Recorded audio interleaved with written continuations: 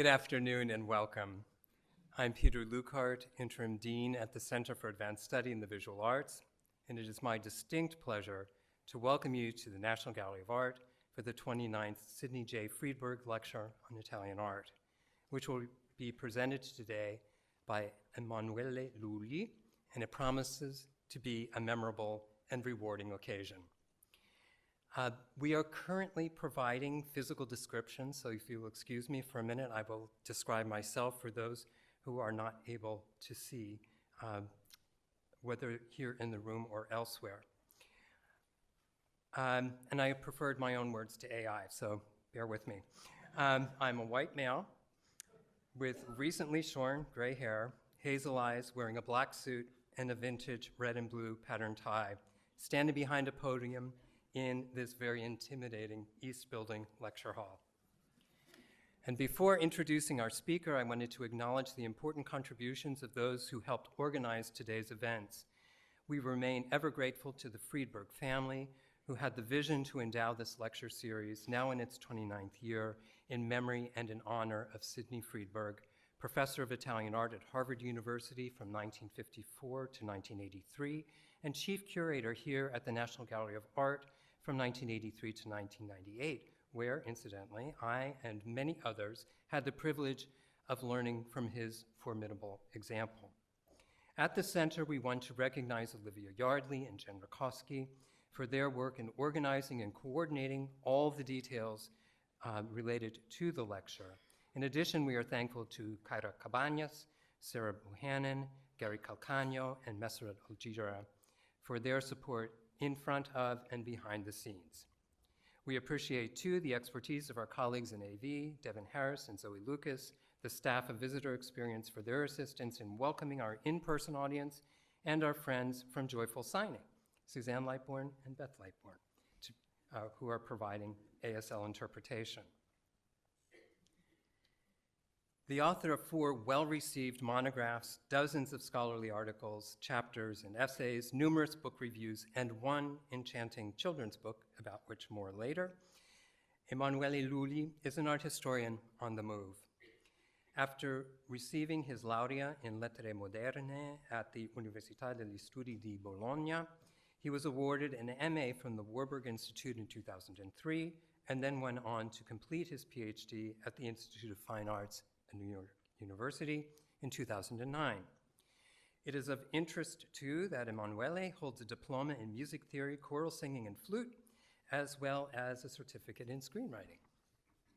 That said, Emanuele cast his lot with art historians and has had a very successful teaching career with stints at Wimbledon College of Art, the Istituto Marangoni, at Hertford College, University of Oxford, before becoming a lecturer in medieval architecture at the University of York from 2012 to 2018.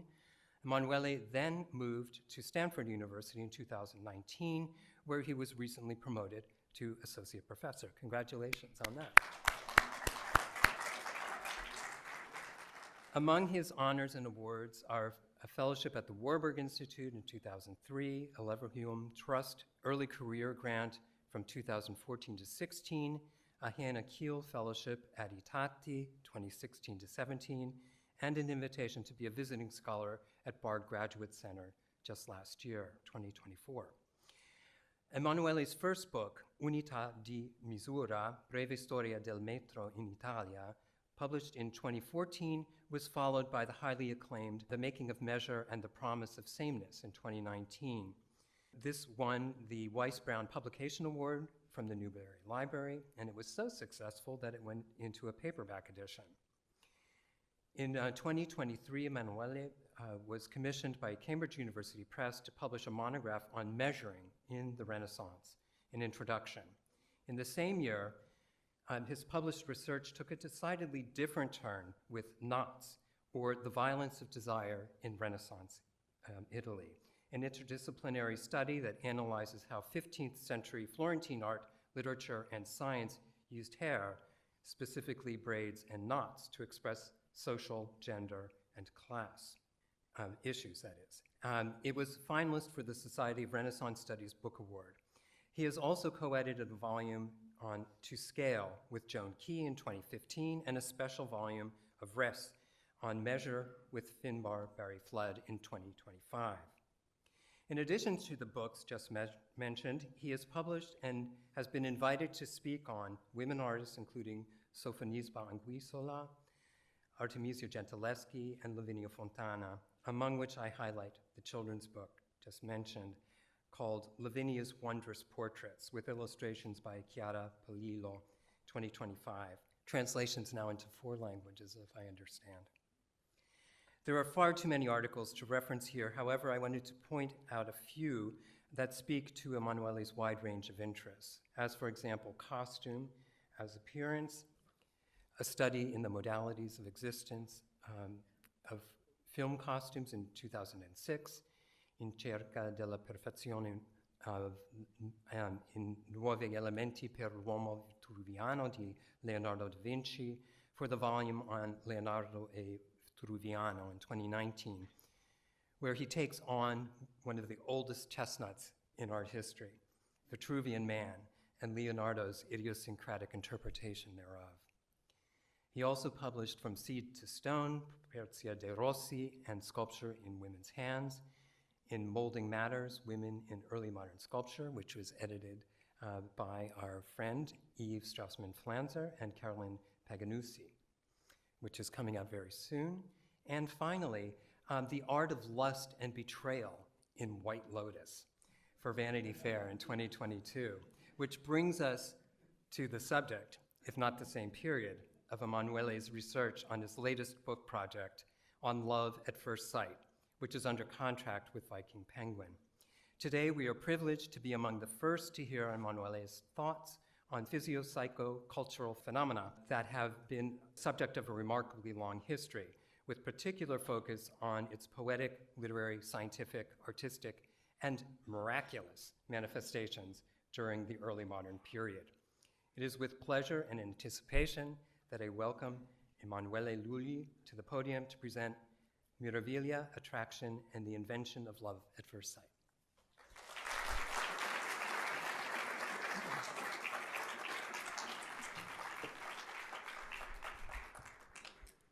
Thank you so much, Peter.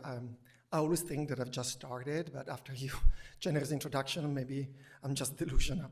And I also want to thank you, Olivia Yardley, Catherine Freiberger and her family, and whoever gave you the mad idea to invite me. Also want to thank the interpreters, the staff, and you all for making time today.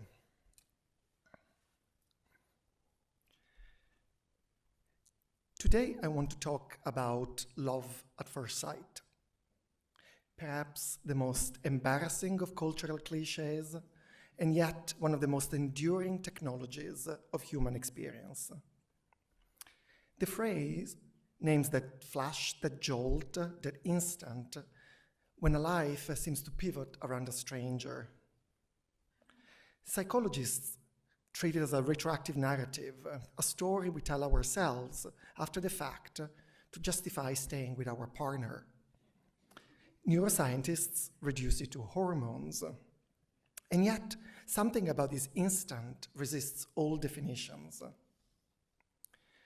Because love at first sight does not have a single stable meaning, it is often demoted. Not love, we are told, but delusion or lust. What unsettles us, I think, is not that it is fleeting or implausible, but that it seems to bypass reason. Love at first sight threatens the very idea that we're sovereign over ourselves, revealing that perhaps some experiences are more elemental than the language we have invented to contain them. In Italian culture, the astonishment that precedes understanding had a name, Meraviglia. For centuries, poets and philosophers understood love at first sight not as attraction, but as wonder, intense and destabilizing. Giacomo da Lentini, the notary of the medieval Emperor Frederick II and inventor of the sonnet, captures this perfectly. When his lady appears before his eyes, it is as if she has already taken up residence in his heart. He opens the poem with a single word, meravigliosamente, wondrously. Both an adverb that colors what the poem is about to say, and a word that stretches across the whole verse, as if astonishment never leaves any room for anything else. Centuries after Da Lentini, and especially over the course of the last century, the topos of love at first sight has been steadily banalized in pulp magazines and, above all, commodified. Hundreds of companies have appropriated the trope in advertising, scripting for the consumer a prepackaged epiphany. Love at first sight not for a person, but for a watch or a kitchen table. Today, it survives in the opening scenes of romantic comedies, which seek emotional intensity and have no patience for the slow misunderstandings of real companionship. It drives dating apps, which mask their filters behind the illusion of an instant connections with a profile picture. Today, we inhabit a culture of first sight, yet its genealogy remains largely untraced. And so this afternoon, I want to sketch some of that history, and along the way, consider the role of artists within it. How did painters respond to love at first sight? They must. The phenomenon is anchored in vision, and vision is something artists claim to master. After all, shortly after the Meravigliosamente verse, Da Lentini expresses love at first sight through the language of art. He writes, "Like one who keeps a model in his mind and depicts a similar likeness, so, beautiful lady, do I, because inside my heart I carry your image." The poet compares himself to a painter coping, for his mind retraces the likeness of his lady so vividly that he feels as if he's carrying her portrait with himself. To love is to carry a mental image of the beloved. In this way, Da Lentini offers an intriguing thesis. Love at first sight is not merely a feeling. It is a blueprint for artistic creation. That is what I set out to explore.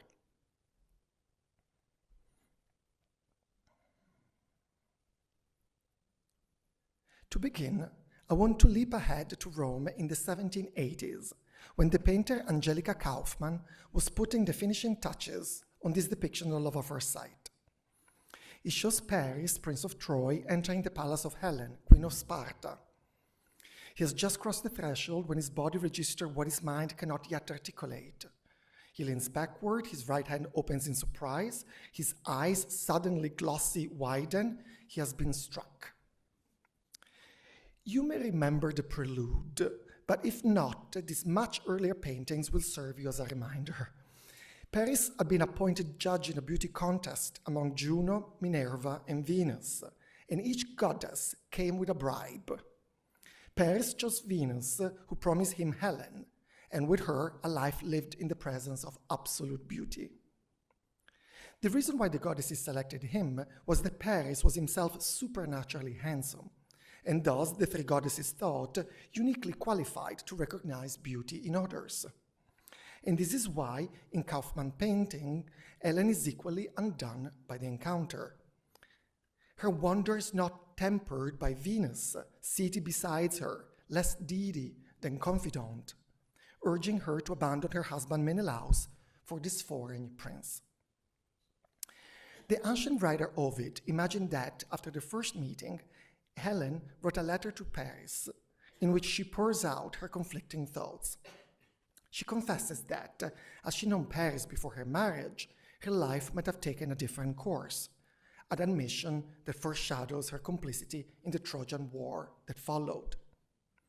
That was to say that their wonder is reciprocal. Cupid, tugging Paris forward, brandishes two arrows, one for each lover, as if the painting itself were a lesson in symmetry. Two columns, two lovers, two arrows, two surviving drawings, a sketch in the Royal Collection and a more finished sheet in the British Museum, show that Kauffmann built the scene in two halves. In the first, Kaufman sketched the central axis, even though it has no clear logic within the architectural setting. She then absorbed it into the boundary of a column, and more ingeniously still, into the corner of the block that supports it, the very edge that divides the face struck by light from the one cast in shadow.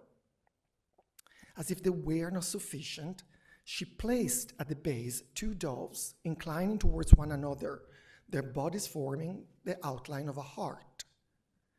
The painting, therefore, is less a depiction of an event than a diagram of coupling. In her memorandum of paintings, the list Kaufman kept to record every work she made with prices and delivery date, she describes the painting as "Paris is bewildered at the sight of such beauty." This was how academic artists were taught to think about love at first sight.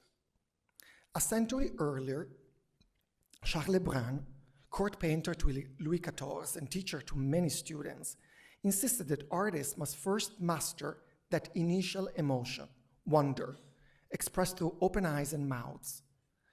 Only after surprise could love or hatred or any number of feelings in between develop. For Lebrun, as for Descartes, love at first sight was not love at all. It was just wonder. But then in France, the expression love at first sight did not yet exist. The time and place where we see an explosion of the phrase is 18th century London, where Kaufman lived for several years before moving to Rome. There, the expression was all the rage. Prints, illustrations, and stage comedies bore the title love at first sight, turning the phrase into a cultural event. In Clarissa, Samuel Johnson notes that all women, from the countess to the cookmaid, are put into high good humor with themselves when a man is taken with them at first sight. And moralists such as Joseph Addison granted the phenomenon philosophical legitimacy by suggesting that beauty can strike without previous considerations and at first sight. The expression was even applied to Paris and Helen. In a new 1767 English translation of Ovid's Epistles, the letters is described as Paris coming to Sparta had a sight of Helen, with whom he fell deeply in love. Kaufman Memorandums tells us the painting was commissioned by Count Nikolai Borozovich Yusupov, the Russian diplomat and voracious collector who, beginning in 1784, began ordering works from her.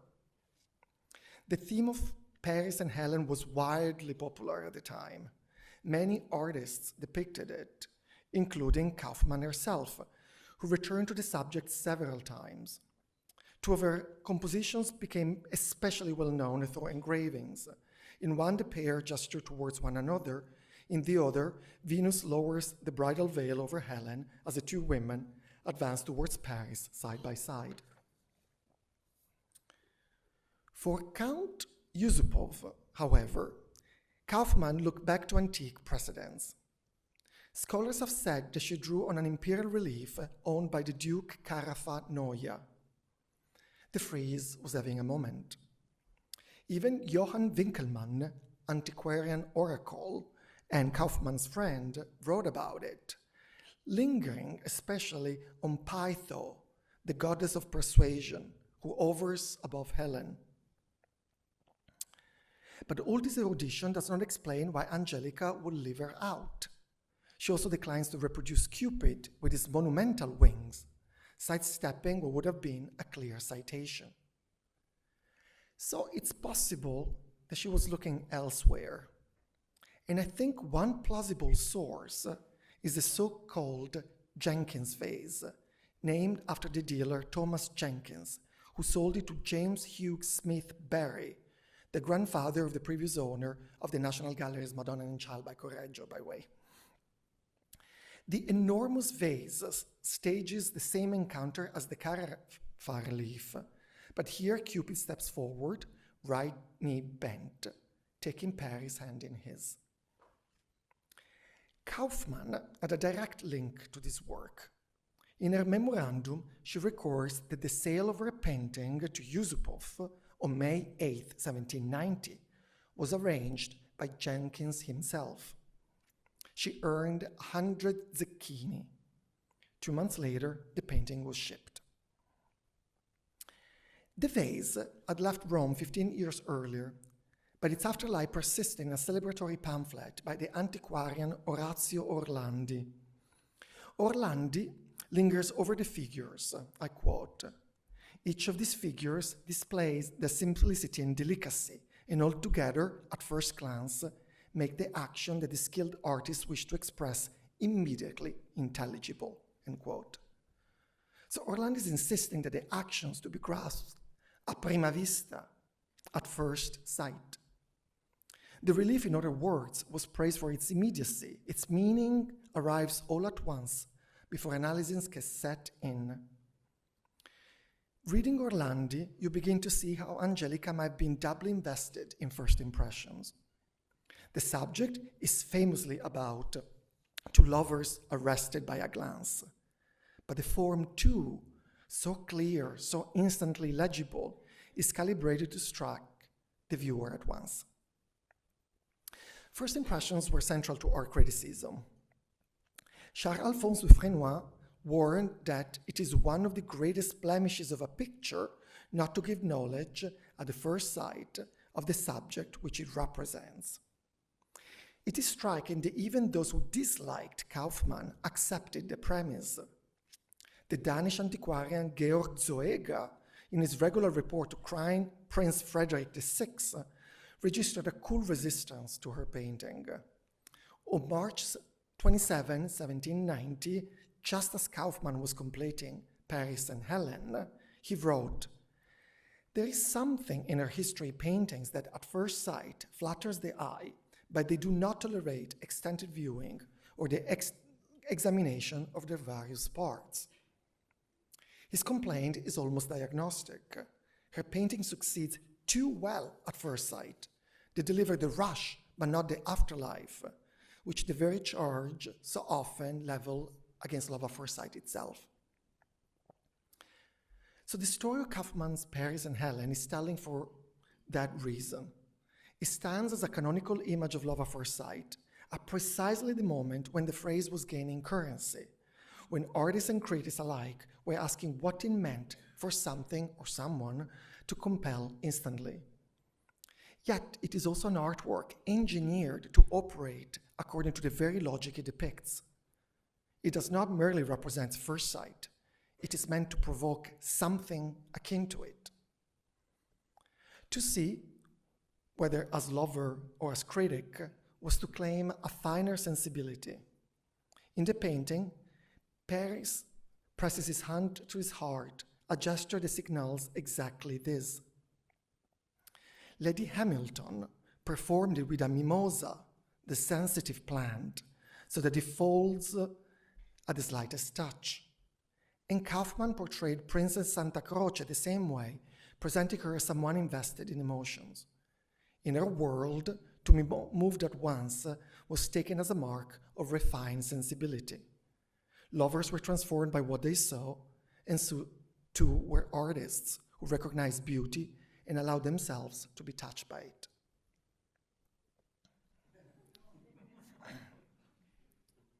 The Trojan War was the stage on which love at first sight most insistently played itself out. Among the most influential of these stories is the one that gave us the expression itself, Geoffrey Chaucer's Troilus and Criseyde. When Criseyde, daughter of a Trojan seer, glimpses Troilus, the younger brother of Paris, her heart falters, her cheeks burn, and the narrator renders her astonishment in suspended questions. This was a sudden love. How might it be that she so likely loved Troilus right from the first sight? The phrase hangs there, tentative, as though the sensations were not entirely hers. Many commentators have noted that by the time Chaucer composed the poem, around 1380, sudden love had already hardened into a cliché. Criseyde herself wonders whether she feels what she feels only because she has read about it.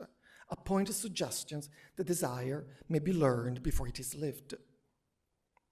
In this way, Chaucer skewers the conventions of French literature and the disciples of Andreas Capellanus, who argued the sight was such an absolute precondition of love that he insisted, ridiculously, that the blind were excluded from it.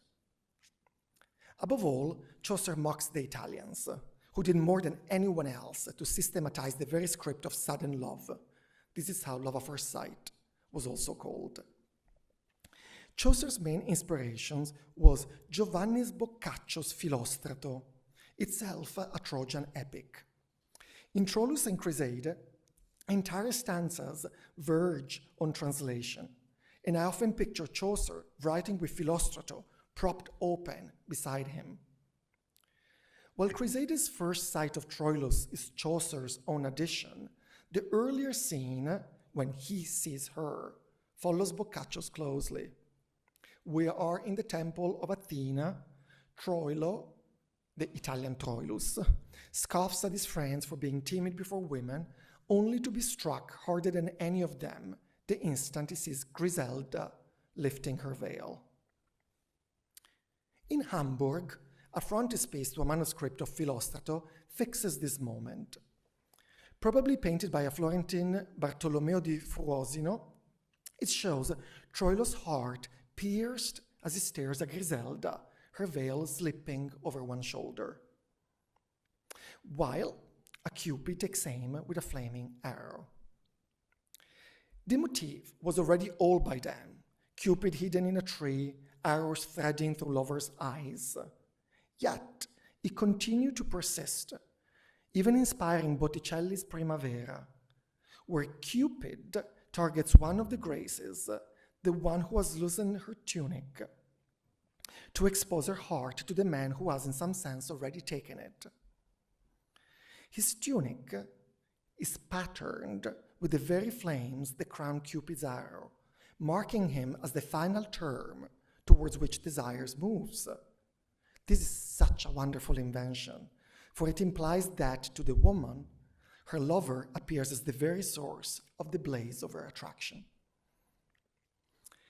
And yet Boccaccio, fully aware of how much love depends on sight, does way more than this. To convey Troilo's dizziness, he describes Griselda as towering. Her face is celestial, a way to convey that Troilo is looking up at her. The crowd in the temple, dwarfed by her height, presses in around her. When she shows the slightest flicker of irritation, Troilo reads it as yet another sign of her hauteur. Love does not simply wound him, it magnifies her until perception itself becomes a devotional act, a way of kneeling without bending the knee. Most illuminations labor over the setting, the church, Minerva poised on its pillar, the tight rows of worshippers. They could just as easily stage any tale of love at first sight, so often set during a ritual, during Mass, most famously that of Petrarch and Laura. Petrarch first saw Laura, he tells us in the opening sonnets of his Canzoniere, in the church of Saint Clair in Avignon on April 6, 1327, the anniversary of Christ's death, as if falling in love were itself a form of self-sacrifice. If Chaucer gives English the phrase love at first sight, he inherits the logic from Petrarch's first sight, prima vista, a compound he threads through his sonnets. The expression stretches back to Virgil, when Dido marvels at Aeneas' arrival. The Latin reads, obstipuit primo aspectu Sidonia Dido, or Sidonia Dido was stunned at the first sight. Yet Petrarch's choice is deliberate because the formulation is so rare in Latin literature. In a way, Petrarch reinvents it by isolating it. Ovid, the great anatomist of sudden passions, never settles on so fixed an expression. Instead, he feasts on the full gamut of blushes and shivers. When Echo falls for Narcissus in the Metamorphosis, she says, Vidi and incaluit, I saw and I grew warm, which is spectacularly imprecise. How warm? Where? In the cheeks? The bloodstream? The grammar leaves room for physiology and fantasy to braid together. Boccaccio thought that prima vista carried a similar elasticity, since in Italian vista names both the view and the act of beholding, which is vision itself. He's the one who popularized the expression. He used it in so many works, in the Filostrato, as we saw, in the Filocolo, in his mythological retellings titled the Genealogia Deorum Gentilium, which is 10 volumes, and especially in the Decameron, where an abbot falls meravigliosamente nella prima vista for a young man, Alessandro. With Boccaccio, the phrase became a standard, precisely what Chaucer requires in order to mock it. From Chaucer's, the expression then spreads like fire through the Elizabethan poets, Spenser, Marlowe, and above all, William Shakespeare, who uses love at first sight in 12 of his plays.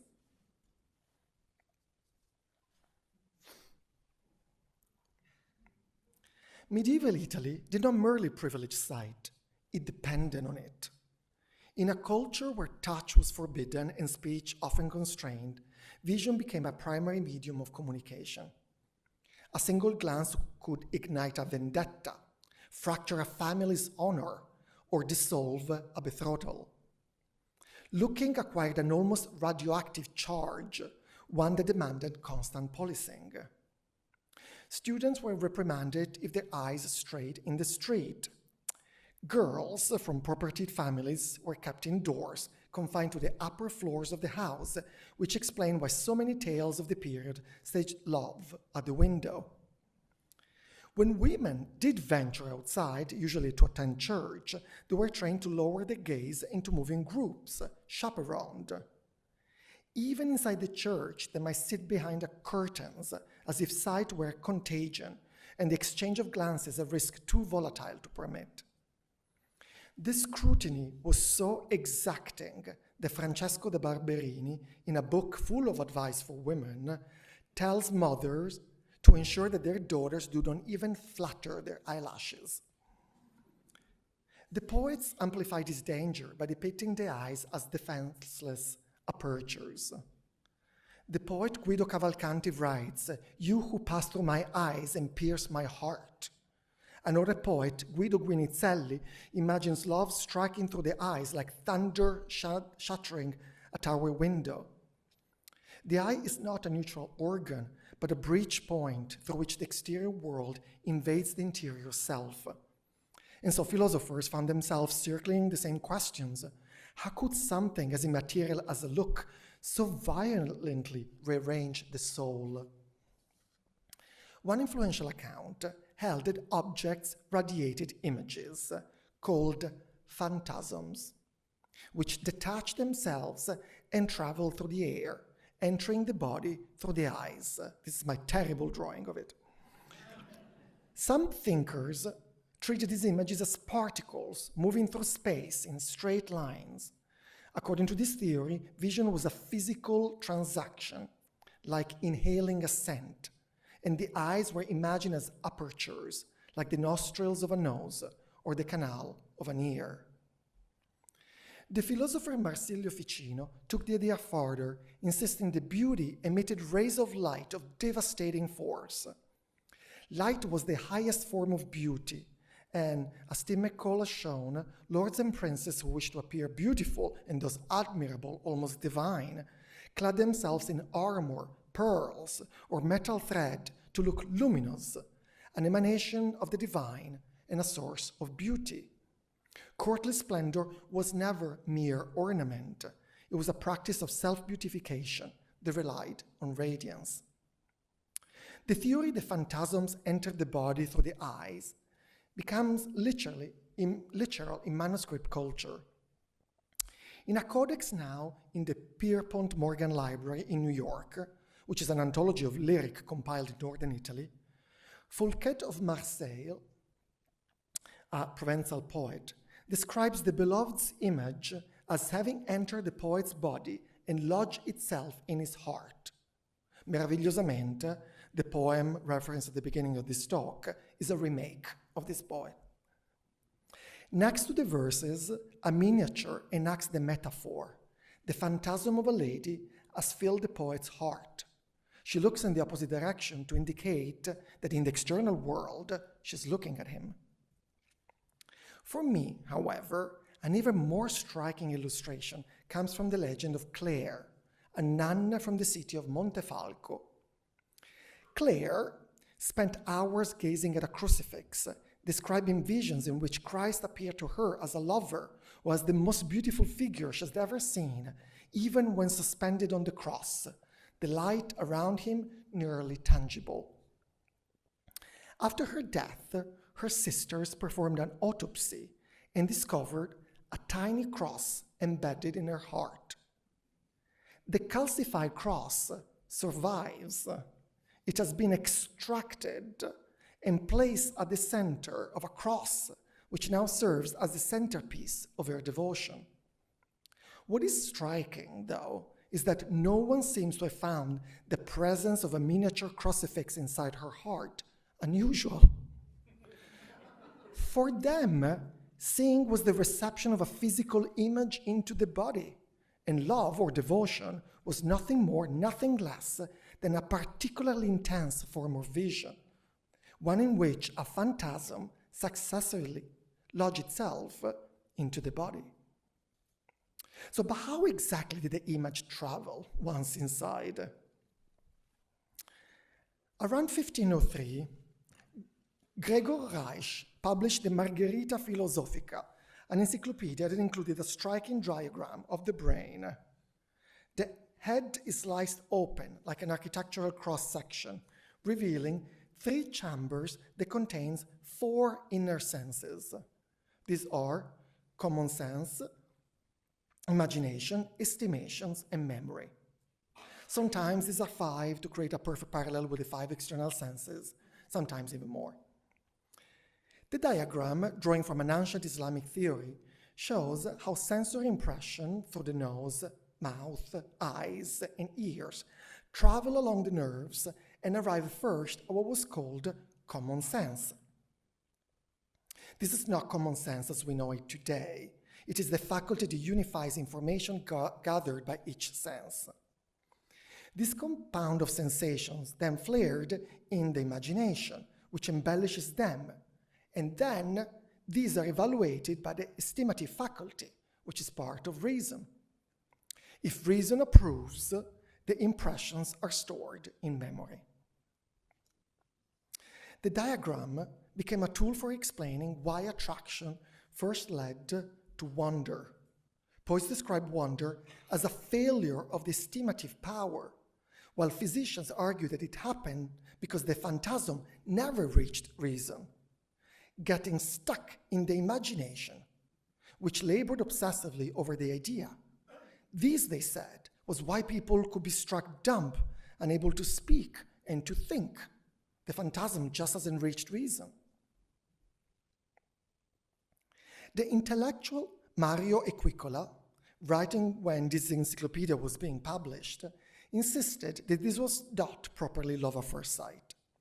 In his book on the nature of love, Libro de Natura di Amore, a treatise barely read today but exceptional in its ambitions, he compiled everything medieval and Renaissance writers have said about love.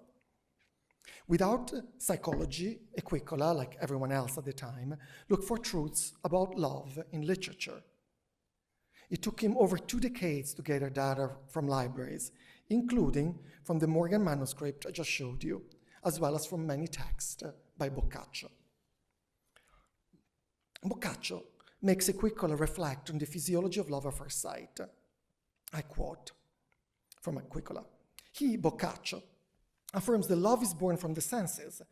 As soon as one sees a woman who pleases the eyes, it passes the inner faculty first to the imaginations, then to the apprehensive power of the possible intellect, which is reason, which is the receptacle of all forms. If in that intellect the will approves it, and it is fixed in the memory, then it is called love. This is crucial because it explains the love at first sight existed, but also that it different from Meraviglia because it required judgment. The eyes provide raw material, which can startle and confound the mind. But that's not real love, that's an illusion, an obsession. For real love emerges only after a deliberate process of appraisal. Only when each stage gives its green light does the initial spark become something more enduring, a love that is, paradoxically, immediate yet mediated, instinctive yet reasoned.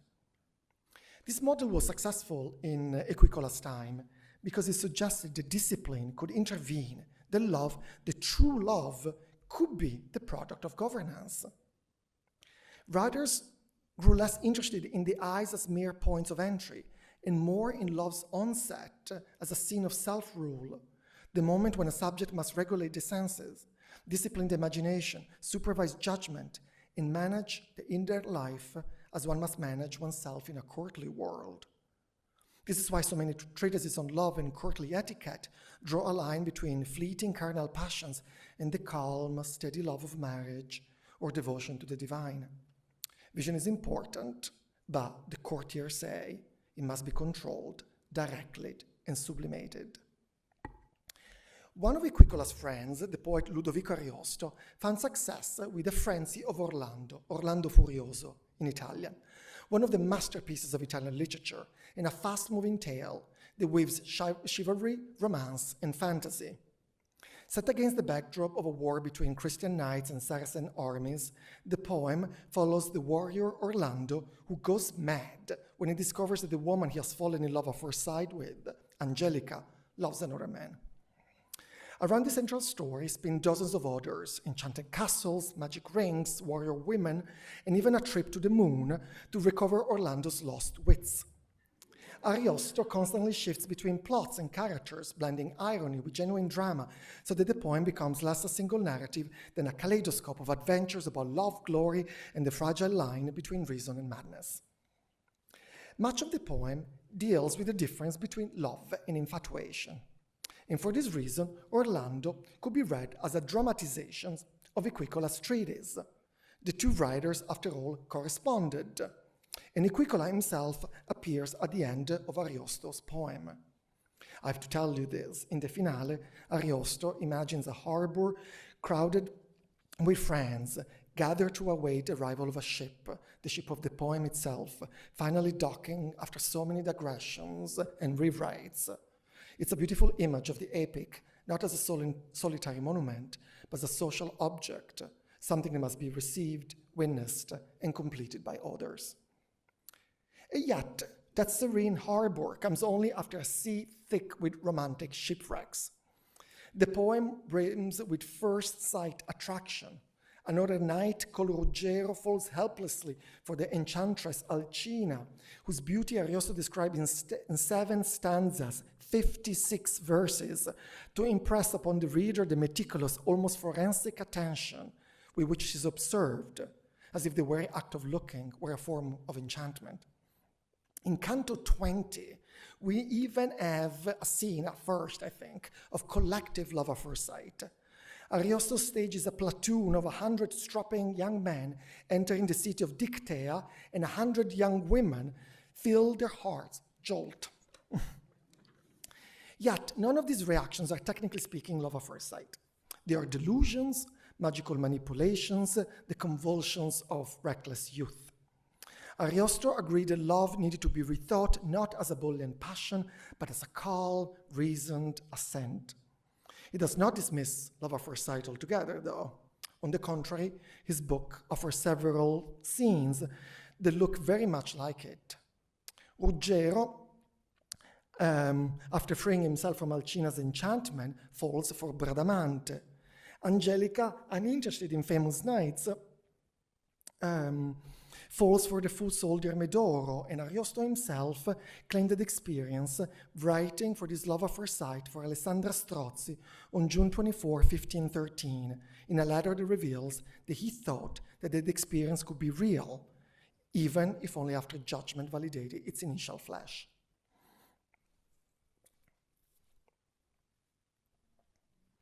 The early 16th century's understanding of love feels like a culture caught between two competing rhythms. On one side stands the humanist insistence that love be moderated, governed, brought under the discipline of reason. On the other, the artisan's intuitions that love is volcanic, that it erupts, unbidden and unruly. Every depiction of romance seems to tremble between these tempos. It is almost schizophrenic, a culture undecided between self-rule and surrender. We flatter the Renaissance by calling it realistic. The portraits encourage us to do so, artisans who carry the authority of knowledge in their gaze, biblical figures stepping into perspectival interiors as though they were extensions of the viewer's own space, flesh rendered with such a tactility that it seems to pulse. Yet this realism is inseparable from projections. Paintings and sculptures are rarely neutral records of life as it was lived. They are scripts for life as it was desired. They visualize what people long to feel or fear they might. When I walk through a museum, I remind myself that I'm entering less a documentary archive than a repository of private wishes, in a sense, a mausoleum of collective fantasies. Nowhere is this tension sharper than in the representations of sudden love. Equicola, advising Isabella d'Este, that even love at first sight required time and consent, some interval in which the will could ratify what the eyes had begun. Ariosto dramatized its danger, allowing passion to ricochet through narrative episodes. Yet narrative, at least, has the mercy of sequence. It can stretch a second into stanzas. Painting cannot. It must make an instant visible all at once. This is the wager of Titian, Bacchus, and Ariadne. Here, love at first sight is not explained nor moralized. It is staged. Titian tests whether painting can register a moment that scarcely counts as time, and yet feels wholly transformative. The artwork captures the moment the god of wine arrives beside Ariadne, the Cretan princess who helped Theseus defeat the Minotaur, only to abandon on the shore as he sails home without a word of farewell. She waves, he disappears, and in that instant, desire and grief intersect in Titian's twisting bodies. We know the painting's chronology in unusually precise detail. In 1518, Titian was visited in Venice by the Duke of Ferrara, who would soon invite him to produce works for his studiolo. The first, The Worship of Venus, was painted in Ferrara and delivered by January 1520. Bacchus and Ariadne was delivered almost 2 years later on Christmas Day of 1522, and even then it remained unfinished. So Titian returned in the following month to add final touches. After that, he became a familiar presence at the Ferraris court, mingling with its intellectuals like Ariosto, whom Titian portrayed. In fact, the portrait I showed you is after a drawing by Titian. Scholars often foreground this humanist to make sense of the painting's many literary references, which include Catullus and Ovid. The stories of Bacchus and Ariadne was, after all, endlessly reinterpreted. But his emphasis on intellectual architects can obscure a much simpler reality. Painters in Titian's time approached the classics through heavily annotated editions. Consider Bartolomeo Merula, the Mantuan editor of the late 15th century, whom Equicola knew well. On a single page of these editions of Ovid's The Art of Love, he provides a synopsis of Ariadne's stories and references all the relevant passages in Ovid and Catullus. He even includes notes on geography and botany that would have been useful to any artist tasked with depicting Ariadne's environment. To encounter the classics in early 16th century Italy, then, was never simply to read. It was to navigate a library embedded within the book itself, a library that added an extra shelf of citations each time you turned the page. Painters benefited from living at a moment when reference was proliferating, when scholarship functioned as a kind of scaffolding for the imagination. What fascinates me here isn't the mythological callbacks, is that this painting actually tries to capture the instant of falling in love. Before this, we've seen it. Representations of lovers are fairly emblematic. The gaze is eternal, Cupid often still needs to strike his arrow because in a way the arrow has already been stricken. His presence is just to signify that we've entered the realm of love. But Titian asks something different. How do you show the instant? A crowded bacchanal helps. The thrum of satyrs and cymbals, the press of bodies caught misstep generates the suggestions of motion. But atmosphere cannot carry the burden of the instant, so Titian turns instead to torsion. Ariadne twists in the act of turning away, one arm still lifted in farewell, her body is pulled backward, even as her head turns right. Bacchus vaults from his chariot, arrested mid-leap, his torso pitched towards her. But figures are caught in rotation, suspended between directions. It is a brilliant solution. How else do you make an instant legible, if not by embedding it within the illusion of movement? Titian does not know physics. He cannot know what Galileo Galilei would discover a century later, that motion is always relative. In his Discorsi, published in 1638, Galileo demonstrates the relationship between a moving ship and the shore is defined by a continuous series of instants, each marked by a specific alignment. Motion exists only relative to a frame of reference. The ship appears to move because the shore is taken as still. But if two ships sail side by side, neither possesses absolute motion. Instead, their changing distance from one another defines movement of every moment. It is precisely this shifting relation between two moving bodies that allows us to identify a moment of time. Titian, as I was saying, cannot know any of this. And yet, Titian must sense it, because this is precisely what he stages. Ariadne's turn is meaningless on its own. It's just a rotation. Bacchus' leap, taken alone, is merely athletic. But when these two trajectories intersect, when turn and leap answer one another, they visualize a moment in time. That instant, then, is not inside either figure. It is the charged interval between them. And what links the two bodies? Their sightline, their invisible diagonal connecting their eyes.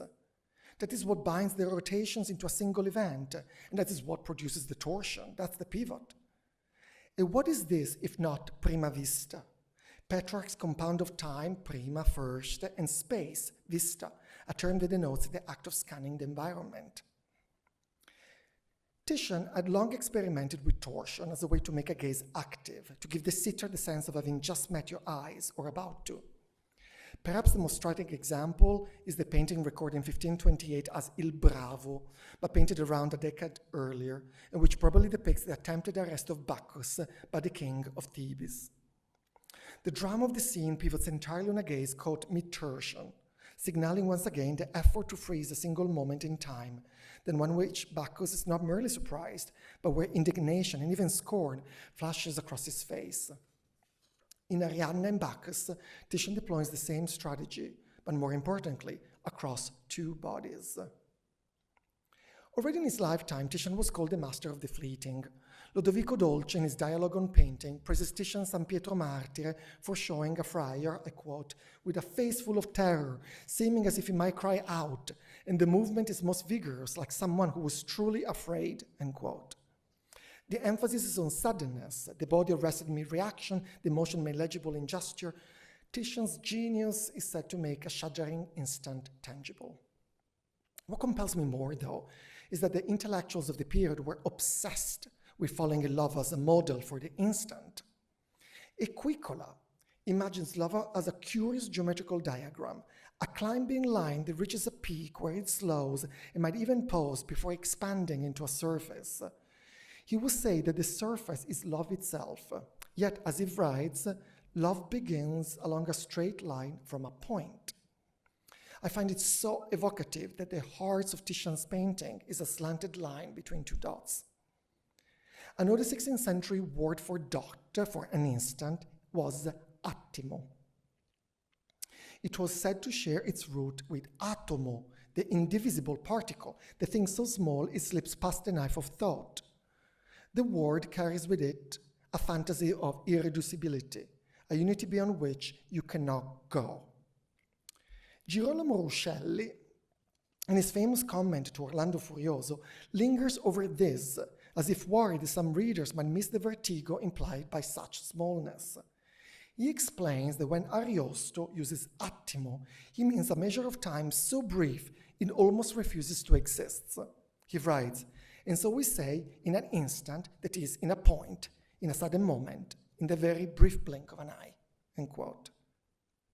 This is important, for it proves that it was possible to think of a dot and a moment and a glance as the same thing. In a way, that is the scaffolding of Titian's painting. So he didn't need Galileo, after all. All Titian needed to know was that you can render an instant by thinking of a glance as a point of a line.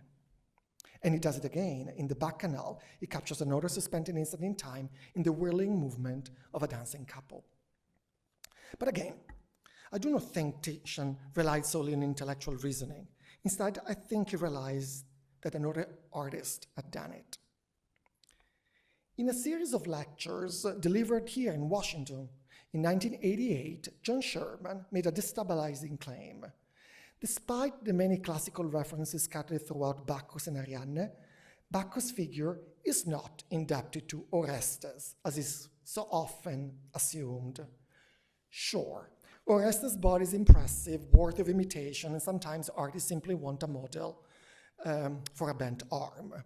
But why would Orestes, the tragic killer of his mother, serve as an apt source for Bacchus? Rather than quoting antiquity directly, Sherman suggested that Titian reworked one of Raphael's designs for the Vatican tapestries, the Conversion of St. Paul, in which God appears with abrupt, blinding force. That particular cartoon for the tapestry, which is today lost, which is why I'm showing you the tapestry instead, was accessible to Titian in Venice. It is documented in the great collections of Cardinal Domenico Grimani in 1521, shortly before Titian began painting Bacchus and Ariadne. The proximity is more than circumstantial. It suggests that Titian absorbed from Raphael a structure of revelation. So the body flung forward, arrested mid-motions, framed by a mantle emphasizing the movement. All of that. But what matters even more is the meaning of the instant, how life is transformed in that moment. The conversion of soul is a particularly apt prototype for love at first sight, not because it happens quickly, so many stories do, but because it gives theological meaning to an instant. Paul is the theologian of the ictu oculi, the stroke of the eye, through which divine force cleaves into history. God acts without duration. He blinds soul, restores him, overturns a life in a single stroke. In the first letter to the Corinthians, Paul insists that salvation will come in the blink of an eye, a phrase that Augustines and Erasmus would parse for centuries. Real change in this formulation does not unfold. It arrives whole. So in this way, Bacchus and Ariadne ceases to be a mythological ideal and begins to look like a meditation on the event itself. Ariadne's recoil and Bacchus' plunge, while fixating on each other, suspend us at the instant in which life is transformed. Even if the canvas was born in a courtly world, this is not love recognized over time. This is love that shows the link between mechanics and divine will.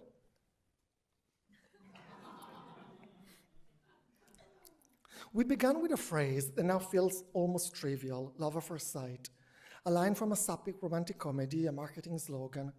It is embarrassing because it suggests that something decisive might happen before we've even consented. But that embarrassment is recent. For centuries, the first glance was not naive. It was a way to suppress aesthetic sensitivity, as Kaufman did. It was a physiological self-evidence, as physicians and Equicola explained when looking at the brain. It was a metaphysical force, as Titian demonstrated in painting. What fascinates me is that this model of sudden transformation did not remain confined to romance. Far from it. Already in the Middle Ages, love at first sight circulated across medicine, philosophy, poetry, theology. So it is hardly surprising that it also helped some artists think about art itself. In his Dialogo della pittura, Lodovico Dolce insists that judgment is subject to the eye. The conditions of love becomes the conditions of criticism. perceptions goes hand in hand with deliberation. Carlo Ginzburg has suggested that the ritual of scrutinizing appearances, mothers examining the suitors of their daughters, kings inspecting painted likenesses of potential brides, trained lovers into connoisseurs. Our criticism in this account emerges from the patient analysis of surfaces, from the interpretations of clues and signs. Both companionship and connoisseurship depend on slow looking, on the accumulation of evidence. And yet, this is only half the story. There is ample evidence that fast looking, the colpo d'occhio, the prima vista, played an equally decisive role. The instantaneous apprehensions of a whole was not merely tolerated, it was theorized and prized. If slow looking belongs to suspicions and proof, fast looking belongs to conviction. What begins to emerge then is a productive tensions within early modern art theory itself, between the scrutiny of details and the sovereignty of the first glance. Artists were asked to satisfy both, to reward analysis and to overwhelm it. And in the double demand, we can notice an important dimension of love at first sight, the hope that something seen in an instant might nonetheless withstand a lifetime of examination. Leonardo da Vinci wrote that sight is among the swiftest of operations and that painting should present its essence in un subito, all of a sudden, before analysis can intervene. Many art critics repeated such claims. We have seen Dufresnoy, but we could also add the philosopher Pascal or the painter Roger de Pille, who told his students that a painting is not complete, that it can stop the viewer au premier coup d'œil, at first glance. His friend Antoine Coppel agreed, painting is not an intellectual puzzle, it is an instrument of bodily arrest. And his rendition of Bacchus and Ariadne, with its twisting figures and gesture towards the heart, can be read as a midpoint between Titian and Kaufmann.